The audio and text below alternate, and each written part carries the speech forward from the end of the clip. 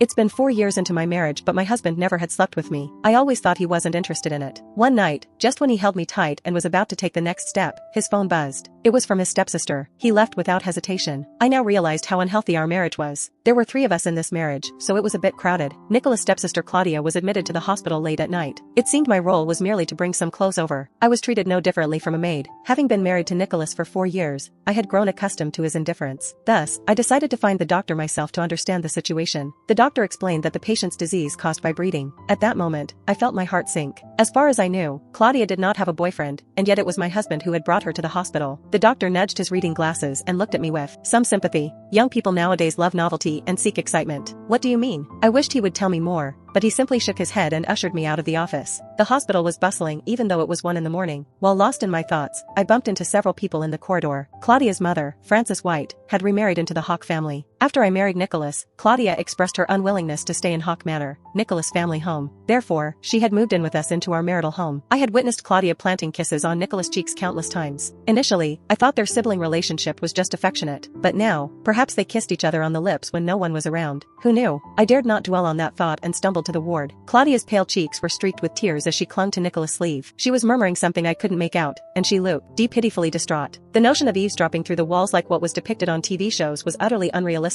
Modern doors had excellent soundproofing, especially when securely closed. Nicholas stood with his back to me. His expression was hidden from view and his voice was inaudible. Nevertheless, one thing was for certain, he must be feeling distressed. My hand paused on the door handle, but in the end, I let it go. Rushing in and demanding answers outright would be irrational. Besides, I wasn't sure if I could handle the truth. My marriage with Nicholas had originally been a union of 2 equally powerful families. I had often felt fortunate to live in luxury and marry for love, but as the 4 years of marriage flew by, everything changed. With my father's passing, my family's fortune subsequently declined. I wasn't cut out for business, so to prevent my father's hard work from going to waste, I could only watch my mother struggle alone. On regular days, the comp. Any benefited greatly from Nicholas' favors. If I were to barge in and create a scene based on mere suspicion, it might jeopardize what little remained of our already fading marital bond. With no one at home, I went straight to Claudia's room. Girls tended to have many thoughts on their minds, and where love was involved, it was hard to keep those feelings bottled up. Claudia wasn't an ambitious child. Skipping classes in college was routine for her. Whenever she needed money, she liked to cling to Nicholas' arm and act cute. She'd say, "Nick, give me money please." Claudia was 5 feet and 2 inches tall, making her a rather petite woman. She had a doll-like smile. Nicholas would fall prey to her cuteness, but he wasn't the only one. Every time she acted cute, even I ended up giving her extra pocket money. Yet, her room had no books or notebooks. There was only a picture of her and Nicholas on the dressing table, a long-time memory from their childhood. Claudia had once told me the picture was taken on the day she visited Hawk Manor for the first time, and she had begged to take a photo with her handsome stepbrother. Back then, Nicholas was already mature and poised despite his tender age. His youthful face, even when he was grumpy, could not hide his good looks. Claudia said it was her favorite picture. When I couldn't find anything in Claudia's room, I went to Nicholas' study. I even searched through the contracts in the safe,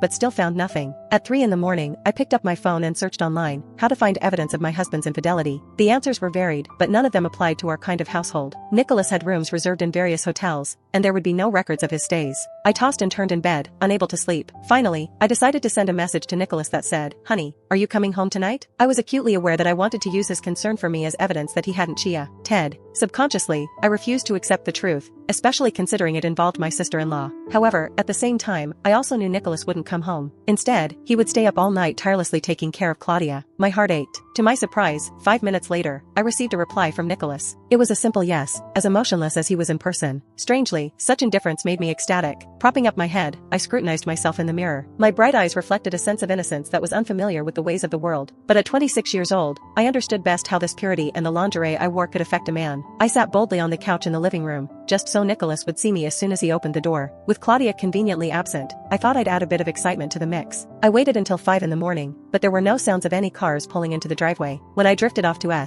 sleep, my tears fell onto Nicholas' one-word reply on my phone. I didn't know how long I had been asleep when someone nudged my shoulder. I opened my eyes to see Nicholas' enigmatic face before me. As I sat up from the couch, the blanket slipped off to reveal my body, which was carefully dressed to impress. I greeted him with a smile. "Honey, are you hungry? Would you like me to make you something to eat?" It had been a long time since we'd been intimate. If he saw me dressed like this and heard my teasing words, how could they possibly resist? "I was caught up with something," he explained simply. He reached out to carry me upstairs. I knew what he meant. It was probably because of Claudia, but at that moment, I couldn't care less. He was merely holding me in his arms, yet I easily felt aroused and cuddled up to him. I kissed his Adam's apple, partly playful and partly seductive as I spoke. Honey, I want you. However, he didn't respond to my advances. Put on something. Don't catch a cold. He placed me on the bed and left after saying that. He headed straight to the bathroom. The more desire I had, the more ashamed I felt. If he was truly cheating on me, he had enough desire to land Claudia in the hospital. Conversely, he didn't want to touch his own wife. I felt so overwhelmed that it was hard to breathe properly. In just 10 minutes, my arousal had already faded, but the water in the bathroom was still running. I spoke through the bathroom door. How's Claudia? Do you need me to go take care of her? No need. I'll go be with her after showering. Don't you have to work? I could take care of her just as well. The rushing water in the bathroom couldn't drown out his determination as he replied, Ariana, she can't do without me right now. I chuckled through my tears as I leaned against the door. Was that really the reason, or was it because he was the one responsible for Claudia's injury? My gaze fell on Nicholas' pants draped over the bed. The loose waistband was twisted into what looked like a crying face. The black phone peeking out from one corner seemed depressing. In our married life, I valued both love and privacy. We respected each other's personal space and never touched each other's phones. But earlier, I had already searched through his study. Would this make a difference? I pulled out his phone and swiftly burrowed under the covers.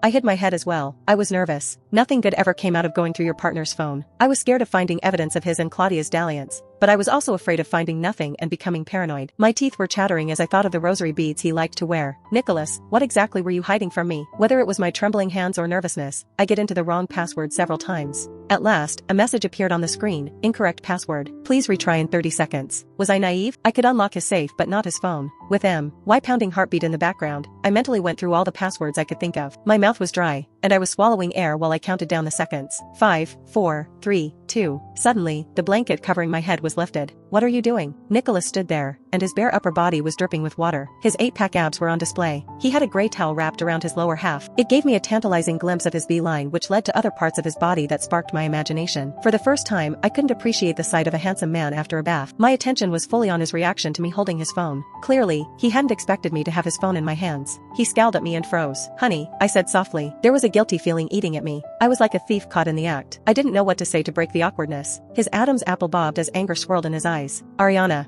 Jones. Nicholas reached for the phone, but thinking he was going to hit me, I instinctively dodged. One of us pressed the shutter button, and there was a click that echoed in the room at an inappropriate time. On the screen, I had disheveled hair, tears welling in my eyes, and a deathly pale complexion. It was hard to believe this was the same person who stood in front of the mirror. Just a few hours ago, I had felt like a seductress who could capture his soul. Nicholas glanced at the phone, and his expression softened slightly. His voice carried a hint of teasing as he said, "What's this? Documenting your first time wearing lingerie for me?" Only then did I realize my body was exposed. I blushed and threw myself into his arms. "I'm sorry." I knelt on the bed and held onto his waist tightly while looking up at him with pleading eyes. "Honey, I want to do it." Of the 26 years I had lived, Nicholas had been the center of my life for 20. From the first time I laid my eyes on him from a distance, I had never looked away. My teenage thoughts were delicate, and I was deeply immersed in a fantasy of unrequited love. I didn't want the faith in my life to crumble. I loved Nicholas with all my heart, and I wanted him to love me the same. Nicholas raised his hand to stroke my head, and the hard lines of his jaw softened slightly. "I have to accompany Claudia for the time being. After that, I can consider bringing you on a trip." I cautiously probed him. "How did Claudia get hurt? Why did she get admitted to the hospital in the middle of the night?" "It's nothing, just an old ailment." In Nicholas' usually cold and firm gaze, I unexpectedly saw a hint of evasion. I felt a pang of disappointment. I knew he didn't want to tell me the truth. "Will it just be the two of us?" I asked tentatively again. Even our honeymoon included Claudia. Right after I married Nicholas, Claudia had fallen seriously ill, and the whole family was very tense at that time. They didn't tell me the specific cause of the illness. Back then, to show my generosity and to gain favor with the in-laws, I agreed to their request to take Claudia with us abroad for treatment. She was still underage at the time, and she was wary of me. She only wanted Nicholas to accompany her. Out of consideration for her illness, I didn't say anything. But since then, Nicholas and I never traveled alone again. I now realized how unhealthy our marriage was and how there had always been a third person in our lives. Nicholas hesitated. "How about we take another honeymoon trip abroad? We should try for a baby. Francis is getting anxious." I pressed and upped the stakes.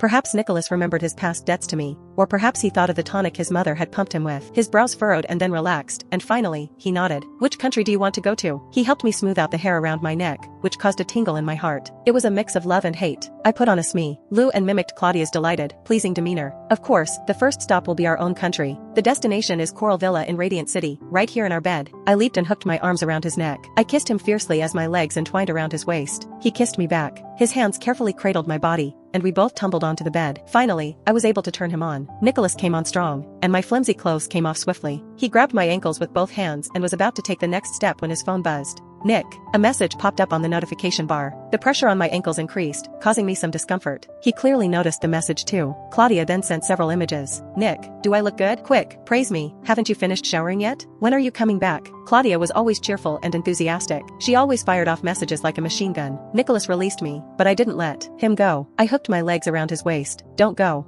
Can't we continue? My voice was impossibly soft. I was doing everything I could to entice him. His voice was hoarse as he pinched my legs. I'm not in the mood anymore. The pain made me loosen my grip, and I watched him wrap a towel around himself and head downstairs to the walk-in wardrobe. In this household, Claudia and I had different roles. She was the pampered darling of the family, the privileged child. Meanwhile, as Nicholas' wife, I must act appropriately at all times, be gentle and virtuous, and see the bigger picture. In the past, if he had said something like that, I would obediently lie down and continue to dwell in the bitter emptiness and loneliness. But once the seed of doubt had sprouted, it wouldn't stop growing unless something was proven. Hurriedly, I chased after him barefoot. What I saw in the walk-in wardrobe was shocking. Nicholas had his phone propped up on the watch display cabinet and nestled between watch boxes. One hand gripped the edge of the cabinet, while the other moved swiftly below his waist. Not far from him lay the gray bath towel he had kicked aside. Although most of his body was obscured, it was easy to guess what he was doing. Soon, the walk-in wardrobe was filled with the unmistakable sounds. It oozed sensuality. My toes curled against the wooden floor. A cold wave washed over me and froze me in place as if by some spell. I couldn't move a muscle. Nicholas quickly grabbed a few tissues. I thought he was done, but to my dismay, he started all over again. Only now did the real pain set in. Every motion of his arm felt like a knife to my heart. Claudia's few photos could pull my husband out of our bed and play with himself while ignoring me, the living, breathing woman right here with him. At that moment, a deafening realization hit me. Nicholas was cheating on me. His actions shattered my world and confirmed my worst fears. I was betrayed by the one I loved most. My dignity had been trampled on, and it all became painfully clear. I didn't understand why I was smiling even as tears streamed down my face. I didn't confront him. Instead, I returned to our room alone, shut the door firmly, and had a quick cry. Then, I quickly washed my face and put on makeup. I needed to get to the hospital and see Claudia before he did. The court wouldn't grant me more in the divorce simply because my husband played with himself to another woman's photos. I needed more concrete evidence.